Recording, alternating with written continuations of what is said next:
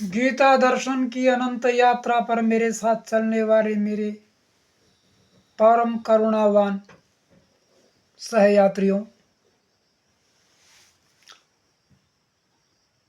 आज के क्रम में गीता या दर्शन यात्रा के क्रम में आज हम पूजन और यजन इस विषय पर चर्चा करेंगे। ये करना चाहिए कि नहीं करना चाहिए, पूजन और यजन है क्या, ये चीजें आपको बताते हैं। तो इस क्रम में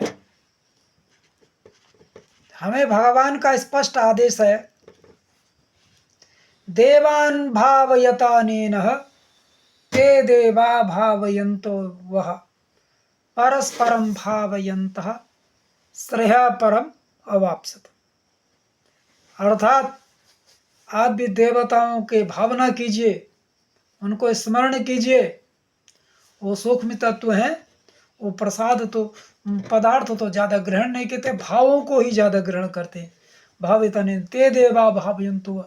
तो अगर इस प्रकार आप देवताओं को प्रतिभाव रखेंगे तो देवता भी आपके ओर प्रतिभाव रखेंगे, और परस्पर एक दूसरे को प्रतिभाव रखते हुए उन्नति को प्राप्त हो। इस प्रकार की आज्ञा भगवान कृष्ण का है। लेकिन आचार्य चाणक्य के एक श्लोक के अनुसार कलौ 10 सहस्राणि हरिस्त्याजात मेधनी तदर्ध जानवी तोयम तदर्ध ग्राम देवता। उनका कथन है कि कलयुग में 10,000 वर्ष बीत जाने पर भगवान विष्णु इस पृथ्वी को छोड़ देते हैं, और जब वो इस पृथ्वी को छोड़ देते हैं तो पृथ्वी जलमग्न हो जाती है। और उससे आधे तदर्ध माने उसके आधे समय में, यानी 5,000 वर्ष बाद, तदर्ध जानवी तोयम, और उससे 5,000 वर्ष के अंदर ये गंगा जी पृथ्वी को छोड़ देती है। अब आप बोलेंगे गंगा तो है वहीं, उस पर बांध बने हुए, चाहे कुछ बने हुए। प्रिय बंधुओं, ये वही वाली बात हो गई कि जैसे कोई मृदा शरीर पड़ा हुआ है और उसके बोले ये आदमी है तो सही, ये फला आदमी गया कहाँ है, यही तो है, लेकिन उसके प्राण निकल गए हैं। तो ये बिल्कुल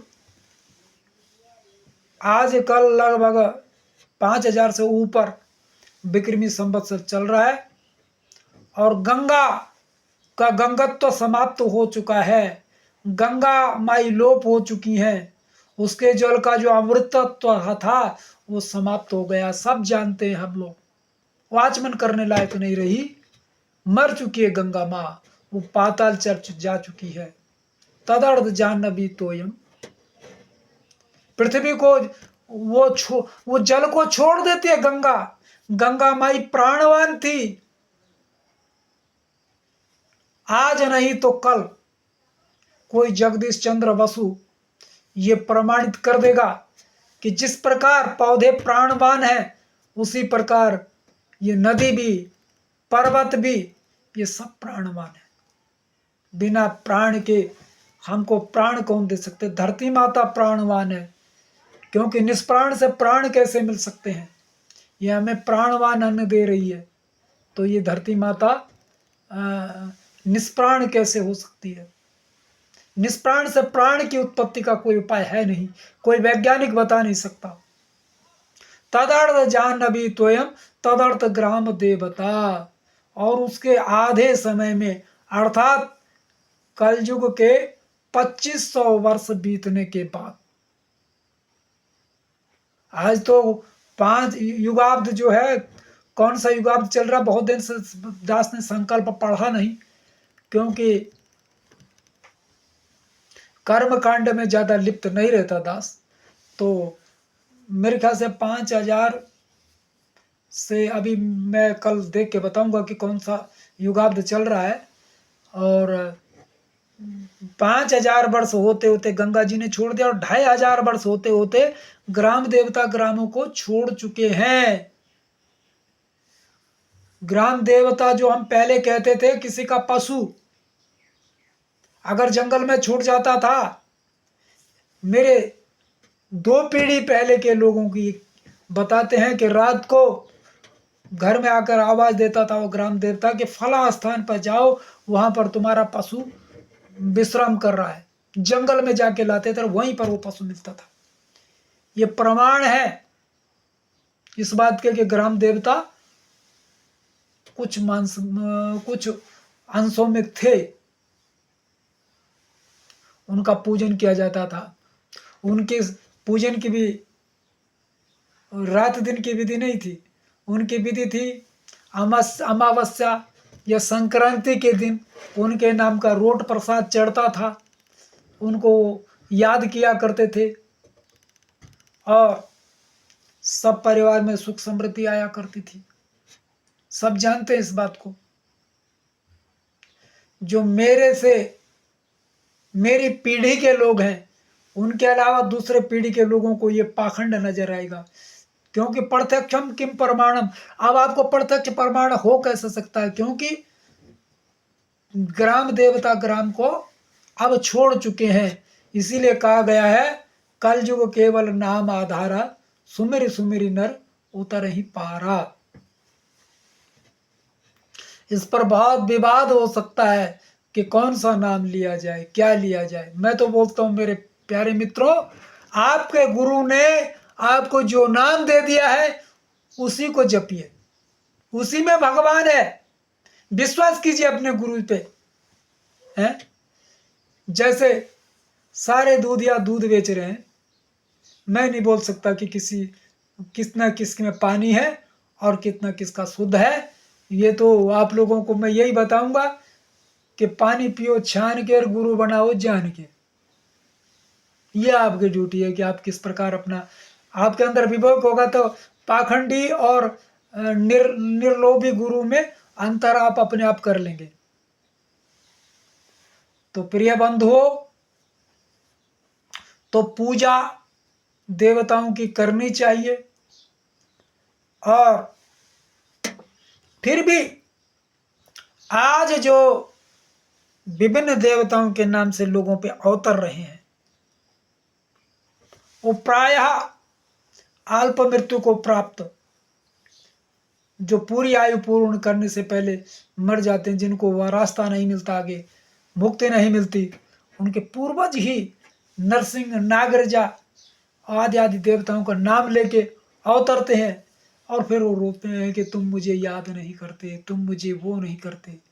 देवता को ये कहने की जरूरत नहीं है। देवता तो अगर उसको कोई याद करता है तो तब भी कोई फर्क नहीं पड़ता, नहीं करता तो तब भी वो जितना वो याद करेगा देवता को, देवता भी उसको उतना याद करेगा। जैसे कि कृष्ण भगवान ने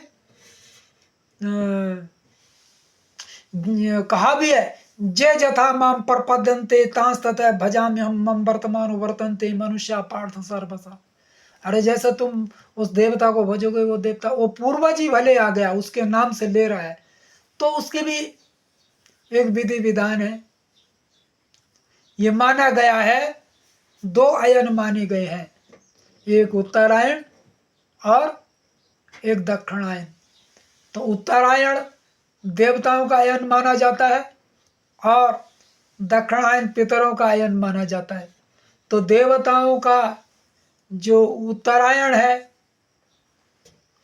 उसमें देवताओं की पूजा करते हैं लोग, करनी।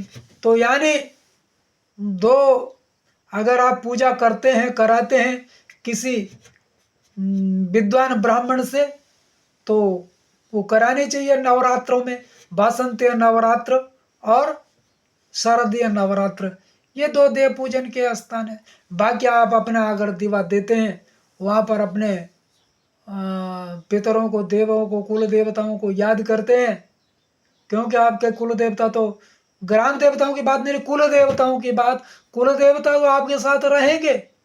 जब तक कुल रहेगा तब तक कुल देवता रहेंगे। अपने कुल देवताओं के नाम का रोज दीवा जलाना, हाथ जोड़ना, याद करना, इतना ही पर्याप्त है आपके लिए। हैं, आप खाना खाते हैं उससे पहले थोड़ा उनका नाम ले लेते हैं, वो तो नाम के भूखे हैं। इस प्रकार आप उनका नाम ले सकते हैं। और वसंत नवरात्र और शरद या नवरात्र पर यदि सामर्थ्य हो तो पूजन कराएं, नहीं सामर्थ्य है तो देव काजन कार्य और पितृ कार्य में अगर आप बिना न्योता के भी शामिल हो जाएं तो उसमें कुछ बुराई नहीं है। आप लेकिन ऐसा करने से आपका अहंकार आपको रोकता है। फिर भी लोग बुलाते तो हैं देव कार्य में, पितृ कार्य में, सबको लोगों। आप देखो, अब ये यज्ञ की बात हुई है। यज्ञ कितने प्रकार के बताए गए इसमें? द्रव्य यज्ञ, तपो यज्ञ, योग यज्ञ तथा परे स्वाध्याय ज्ञान यज्ञ च यतः संसत व्रतः। ये यज्ञ कितने बताए? एक तो द्रव्य यज्ञ माने किसी को कुछ दान करना, जैसे चढ़ा देते हैं लोग, जौ तिल का होम कर देते हैं। तपो यज्ञ, जो व्यक्ति अपनी तपश्चर्या कर रहा है, अपने शरीर को साध रहा है, शरीर की साधना से वो निरोग होता है शरीर। योग आदि क्रियाओं के द्वारा भी शरीर को प्राणवान बना रहा है। स्वाध्याय, अपने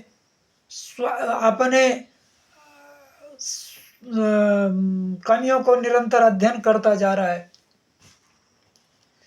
इसको जो है संसत व्रता मैंने जिन्होंने अपने को साध लिया है, ऐसे लोग कर रहे हैं ये यज्ञ पर। अब ये बात अधूरी रही, वैसे भी वीडियो काफी लंबा हो चुका है। दास अपनी वाणी को यही विराम देना चाहेगा। जय हिंद, जय भारत।